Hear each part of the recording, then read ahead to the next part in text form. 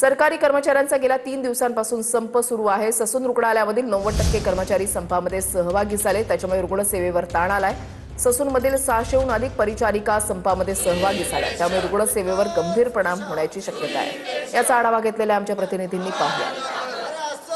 गेल्या 3 दिवसापासून राज्य सरकारचे कर्मचारी जे आहेत ते विविध प्रलंबित मागण्यांसाठी संपावर गेलेले आहेत आणि या संपामध्ये ससून रुग्णालय जे खरं तर पुण्यातील महत्त्वाचं रुग्णालय समजलं जातं, अशा ससून रुग्णालयातील परिचारिका सुद्धा सहभागी झाल्याचं आपल्याला पाहायला मिळते। जवळपास 900 पैकी 90% ज्या परिचारिका आहेत त्या या संपामध्ये सहभागी झालेला आहे आणि याचा परिणाम जो आहे तो ससूनमधील आरोग्य सेवेवर सुद्धा झालेला पाहायला मिळतोय।